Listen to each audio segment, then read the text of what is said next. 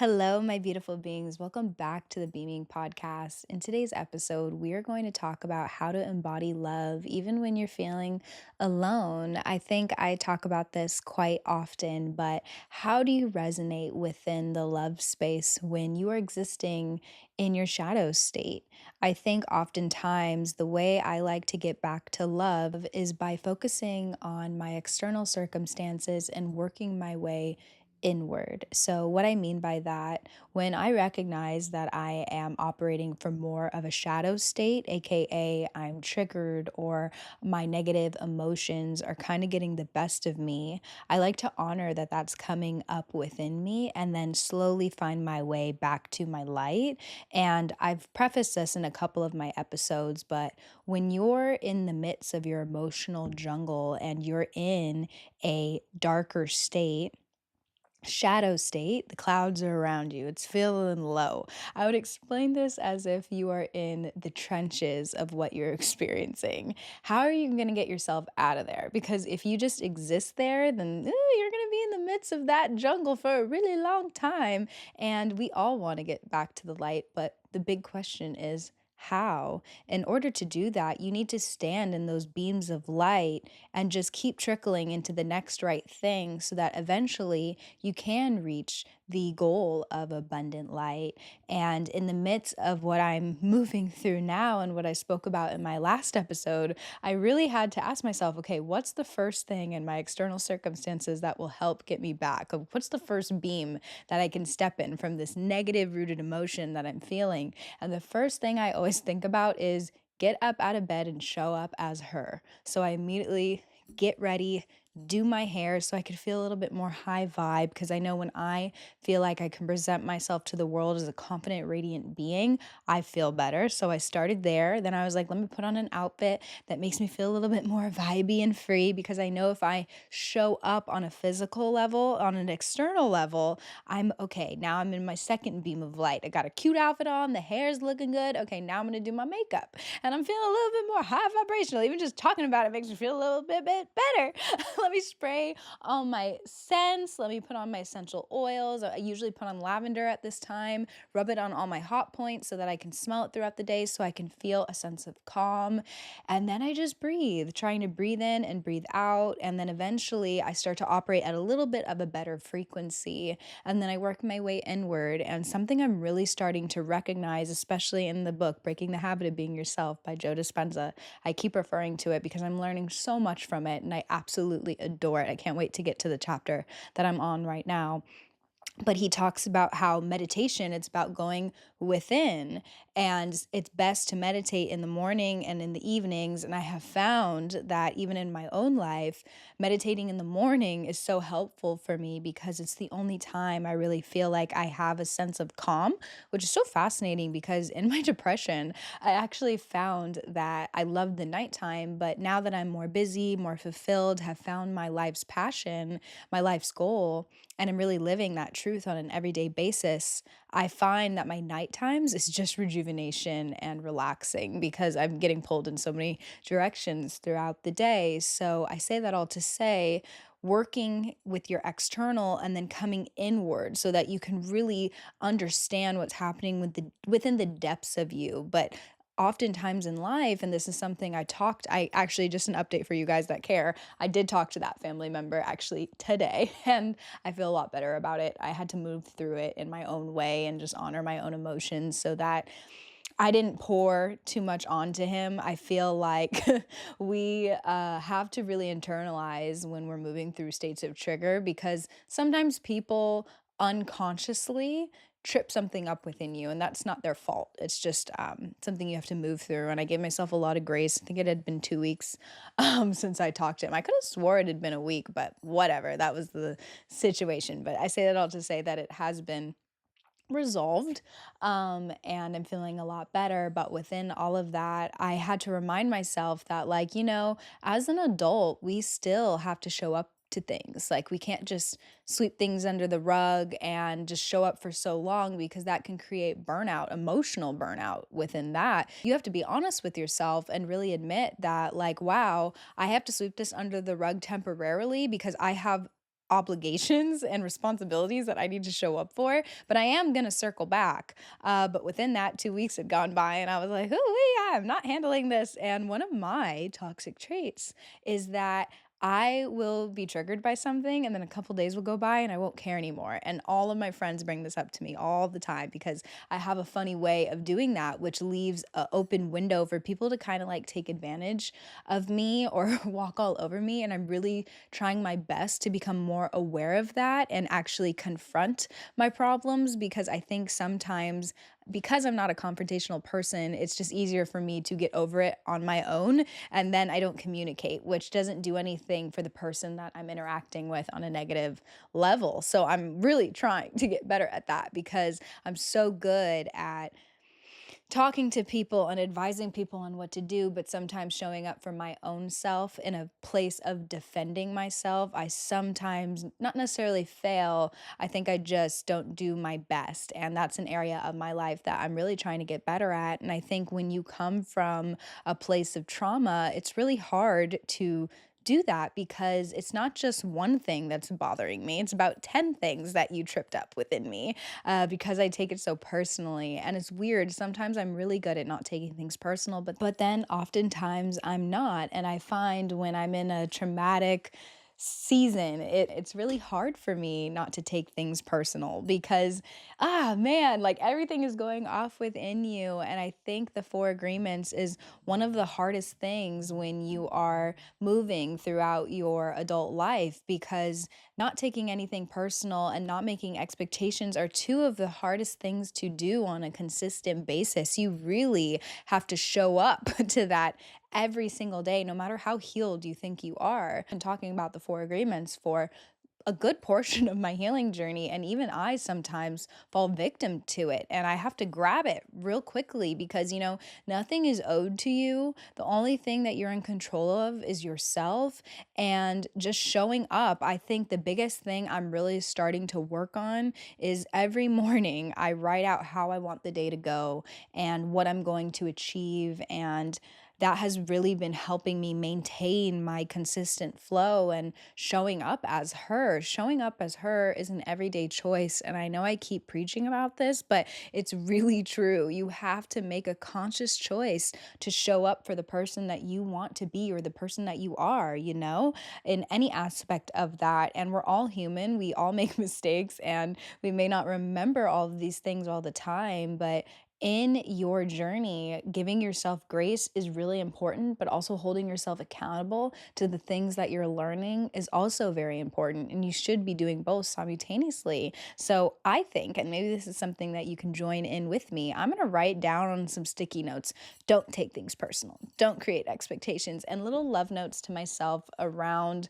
my areas of reflection, as far as like maybe I'll put it in my mirror, in my car, in my bathroom, maybe on my nightstand, just places where my eyes usually trickle, because sometimes I even need daily reminders, especially in phases of life where you're moving and grooving a little bit more, you have more of a stressful schedule. I think that's a really good way to show up. So yeah, the first one, really writing out how you want your day to look and what you want to achieve and how you want to feel. Who do you want to be? What do you want to give back to the world? I think that's really important. It's been helping me so much. And then love notes and sticky notes with loving reminders to be more impeccable with your word, not take things personal, and not create expectations. It's super, super difficult, especially when you're moving through family, men, friends. Oh my gosh.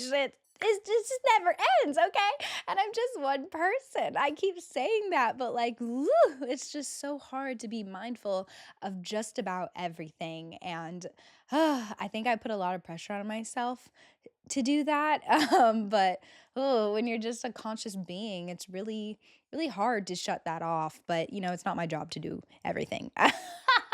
And I say that all to say, within this life, you just want to be light, you want to be airy, you want to be love, but being love and light is draining. to say the least. And every so often, that dark cloud's going to come in, and you have to honor that. And you just have to move with so much love and intention through that. But in order to embody love when you're feeling alone, it's doing the next right thing for you that makes you feel good, and really internalizing and consider how you feel and becoming a little bit more selfish. I think selfishness sometimes has a negative connotation because sometimes it's the only thing that you can do in the midst of stress, and really coming back to your one, your chi, your life force energy is so important because everything that you need is inside of you. Yes, doing your hair, looking pretty, and showing up as your best self in that outfit that makes you feel confident is great for the external point of view, but the internal is what really, really matters. And that is the main goal. That is the initiative, to get back to you so that you can hold pure, authentic space for yourself. And when you're sitting in that meditation and you're just trying to really ask yourself, how can I get back to love? Really retraining your mind that instead of being in my rut, I'm going to honor how I feel and try to my best to get out of it. And just doing the things that bring you joy and remind you of who you are. Maybe you need to go take a walk out in nature and really feel that release. And maybe you need to put your feet on the ground and feel that connection back to earth. Maybe you need to sit with a pet that reminds you that you are so safe and protected. Maybe you need to read that book that helps you understand yourself better. We are in a season of life where we are just sponges to the information that we have around us, and we have to become really observant of that. And, I think what helps me too when I do reach a state of being a little bit more open and available to the things around me and my emotions is really just sitting in gratitude for all the things that I'm grateful for, even just like the luxury of being able to sit here uninterrupted and talk to the people that tune into me. And by the way, we're at 18 subscribers. I see you. Okay. We got two newbies here. So excited to have you guys here. I'm such a nerd. I feel like I just have such a little community. And please, if you watch this on a weekly basis, or if you're tuning into these episodes, please reach out to me. Like, I love talking about it. I actually had one of my followers reach out to me, and we were just going back and forth about it. And she's all the way from Germany. So shout out to you. I just love connecting with all of you because this journey of life is lonely. It's beautiful to move with love and genuine intentions, but when you become so observant and hyper aware, you kind of become a nerd to this shit. So it's so hard to feel like, not alone. And even though my friends and my family members understand, I don't think they really understand for real. So I know the people that are here and they're tuning in on a weekly basis, you guys know what I'm saying. So don't be afraid of me. Please message me. I love to talk, and I will probably send you a voice note because I love human connection. And I love that we're in a season of life where we have the ability to talk to one another. So, yes, it's so important to go inside by yourself, but it's also okay to put yourself out there and express to the people that, care in some capacity, whether that be a healer, a therapist, a close friend, a safe space to just really dive deep into what you're moving through.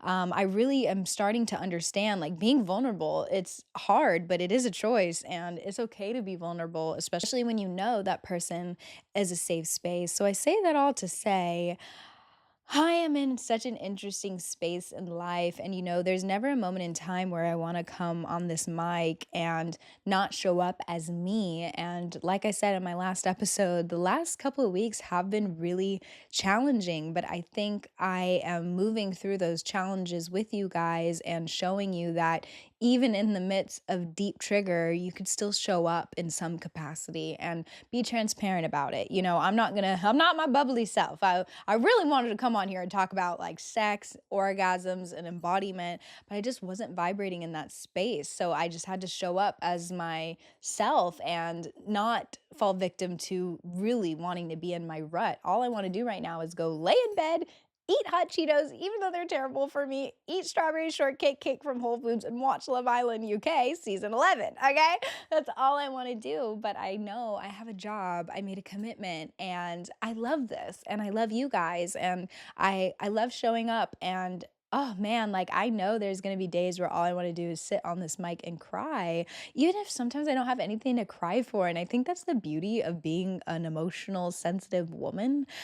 Sometimes I just feel like a maniac. I was actually watching my friend's story the other day, and she even said that she was like, all of a sudden, she was just crashing and she was just going down, and it was for really no reason at all. And I totally understand that. There's some days where I feel like an actual madman and I don't know how to deal with myself. And unfortunately, I don't really feel like I have anybody in my life right now that understands the depths of that. Like I do and I don't. My girlfriends, 10 out of 10, they'll always be there for me. But like I think in a sense of like love. And I'm starting to ask myself, is that my lover's responsibility? Or am I in a season where I need to go sharpen my tools? Do I need to get stronger? Is that not their responsibility? Is it mine? And I'm just in a deep season of reflection and observation and trying to have so much love for myself within that. So I say that all to say, moving through this embodiment of love, choosing love over fear,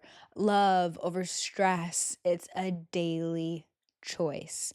You have to show up and then just know in your schedule and you have those moments of being able to be a cave queen and go back into that little cocoon and hibernation phase that makes you feel loved and protected. But for the people out there, and I really want to preface this for the ones out there that are struggling within loneliness and embodying love, I deeply empathize and I deeply understand because when I was in my season of depression, what I've been moving through within the last 2 weeks would have been extremely difficult. But that is one of the biggest reasons why I am showing up right now and on this podcast because I deeply understand what it feels like to feel even more alone and like things are more traumatic when you're in a depressed state. I deeply understand, but please know that you're not alone and what you're feeling, not to lessen it, it's temporary and you always have a choice. If you're in an unsafe environment, of course, that's a little bit more difficult. And I can only imagine what that feels like when I was in a more unsafe environment. I was very, very young and great. Thank God I had the love of my grandparents and my mom to get me out of that situation. So I deeply understand. And if you aren't in a safe environment, please reach out for help and use your resources available to you. And if you are just in a season where you're feeling a little bit alone in your house, I know my demographic is a little bit younger. So if you're at home and you're trying to navigate these emotions, really getting into your journaling and just really getting your stream of thought out on paper so that you can be present to what you're moving through is super important. And just going through the nooks and crannies of the things that make you upset and asking yourself, why is this making me upset? What is getting triggered within me? How old was I when that happened? And asking yourself those questions so that you can feel like somebody cares. I think when we're triggered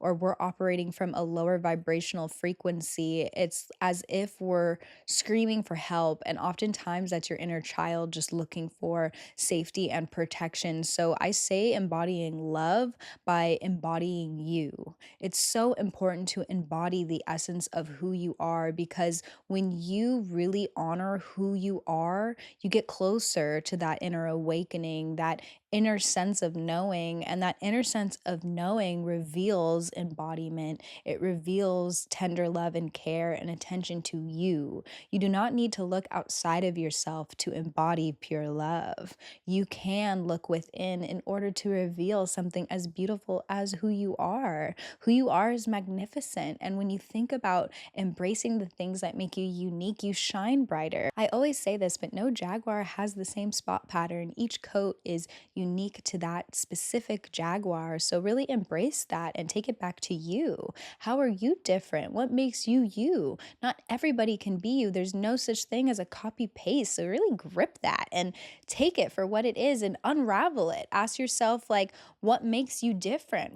That is how you get back to a sense of love. That's how you get back to confidence. It's asking you, like, why? Who am I? And what am I giving back to the world? And I know I'm repeating myself, but it's just so true. Even I need to sit here today and ask myself, like, what are my intentions? How do I want to give back to the world? And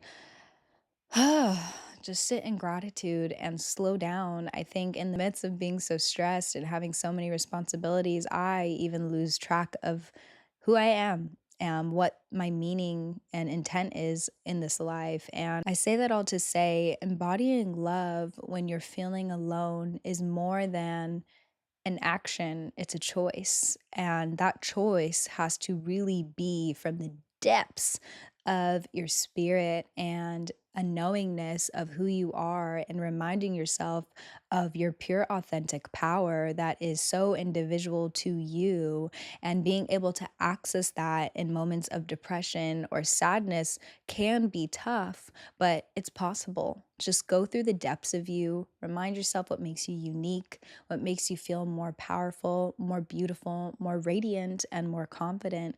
And your force will be illuminated. You are a force in this world. You just have to remember why and how and what that looks like for you individually instead of looking for that outside of you.